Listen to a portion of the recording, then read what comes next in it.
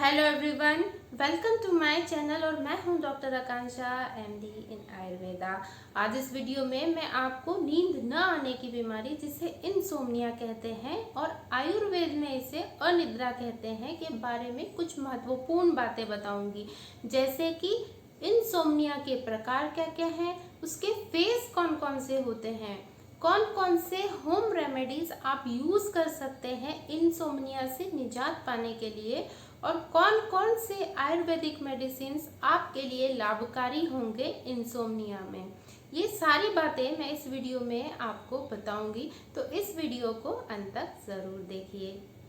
बात करें इंसोम्निया की यानी अनिद्रा की या नींद न आने की, ये बहुत सारे इसके सिनोनिम्स हैं।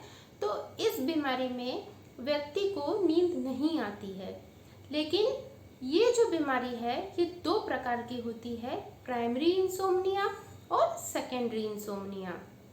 प्राइमरी इंसोम्निया वो इंसोम्निया है जिसमें कोई डिसीज का एसोसिएशन नहीं रहता है, कोई डिसीज का इन्वॉल्वमेंट नहीं रहता है। वो सिर्फ क्षणिक होती है, यानी कुछ समय के लिए होती है और फिर वो ठीक हो जाती है।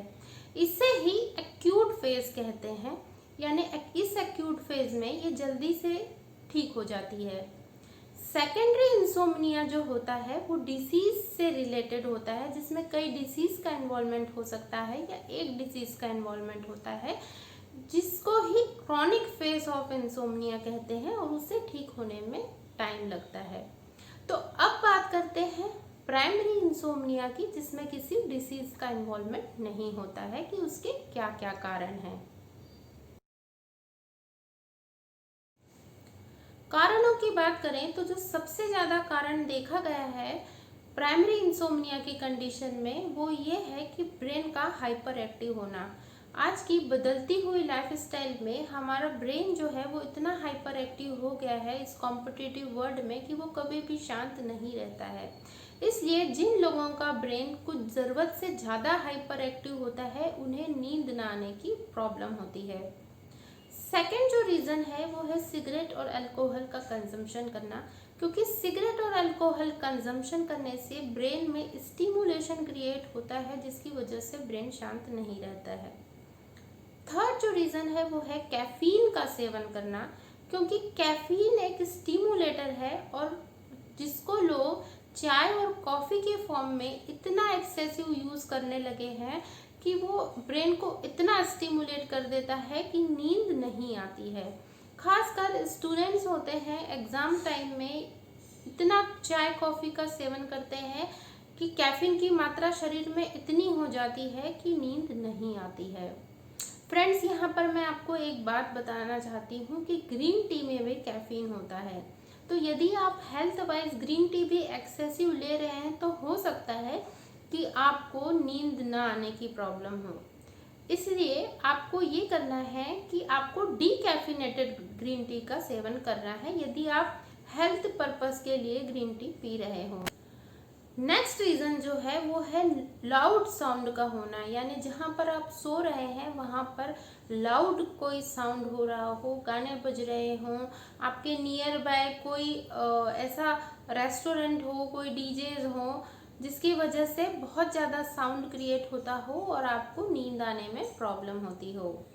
तो ये सारी बातें हो गई हैं प्राइमरी इंसोम्निया की। अब देखते हैं सेकेंडरी इंसोम्निया के क्या क्या कारण है जिसमें डिसीज का इन्वॉल्वमेंट होता है। डिसीज की बात करें तो माइग्रेन, हाई ब्लड प्रेशर और बॉडी में पेन, जो पेन होता है वो किसी भी कारणवश किसी एक एरिया में पेन होना, जैसे बैक पेन होना या फिर जॉइंट पेन होना या फिर पोस्ट ऑपरेटिव कंडीशन में कहीं पर पेन होना या एक्सीडेंट्स के कारण कहीं पर पेन होना, ये सारे कारण जो हैं वो इंसोम्निया को क्रिएट करते हैं। इसके साथ ही जो सबसे ज़्यादा कारण देखा गया है वो है स्ट्रेस, एंजाइटी और डिप्रेशन।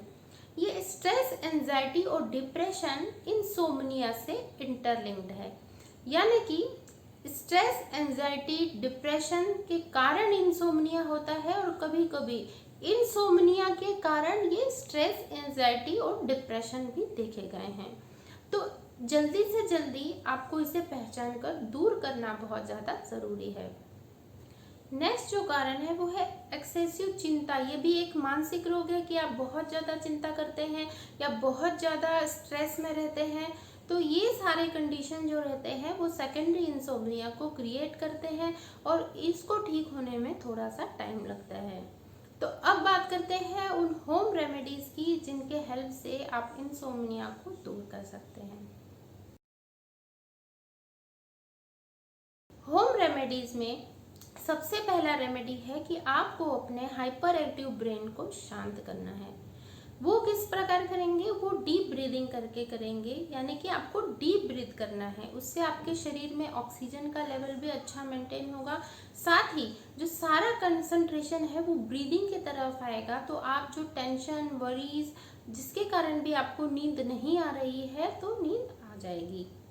सेकंड जो है, आपके जो भी इष्ट हैं, जिस भी धर्म के हैं आप, वहाँ पर आप सोने से पहले जाकर उनको नमन कीजिए और वहाँ पर आपकी जो भी चिंता है दिन भर की वो आप उसकी प्रार्थना कीजिए और अगले दिन की भी जो भी आपको टेंशन है वही उनके सामने उसे मन में बोलिए।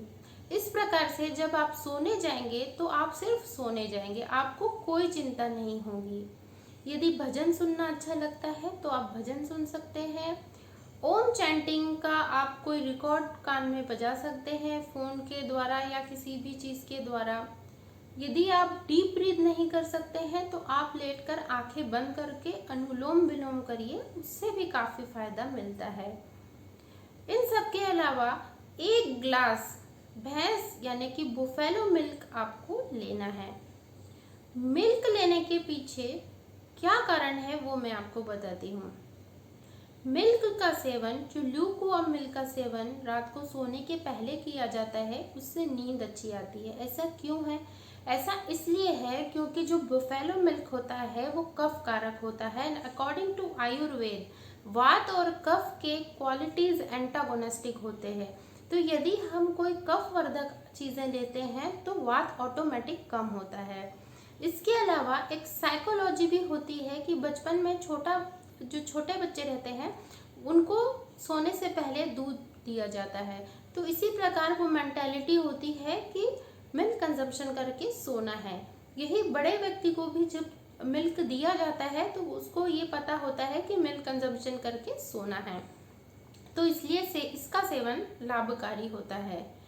इसके अलावा प्राणायाम बहुत ही ज़्यादा हेल्पफुल है। प्राणायाम में आप खुली हवा में जो ओपन एयर है, ग्रीनरी वाली है, जो आपके घर में जहाँ पर भी अच्छा वेंटिलेशन होता हो वहाँ पर दिन भर में आप सुबह में और शाम में 2 बार अच्छे से प्राणायाम करेंगे, जिसमें अनुलोम विलोम और भ्रामरी प्राणायाम है, तो बहुत ही ज़्यादा हेल्प मिलेगी।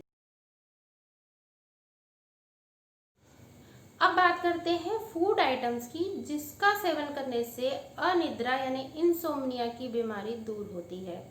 ये सारे food items rich in tryptophan है, रिच इन मैग्नीशियम है, जो कि ब्रेन में सेरोटोनिन रिलीज करते हैं, जिसके वजह से नींद अच्छी आती है। तो इन फूड आइटम्स के नेम है बनाना सेवन आप करिए। आप सोने से पहले यदि बनाना सेवन करेंगे और उसके 1 घंटे बाद आप मिल्क का कंजप्शन करेंगे तो वो बहुत ही ज़्यादा बेनिफिशियल होगा। साथ में इसलिए नहीं बोल रही हूँ क्योंकि मिल्क और बनाना का कॉम्बिनेशन आयुर्वेद में मना किया गया है, इसे विरुद्ध आहार कहा गया है। इसके अलावा सोने से पहले 2 कीवी का सेवन करना बहुत ही ज़्यादा लाभकारी होता है।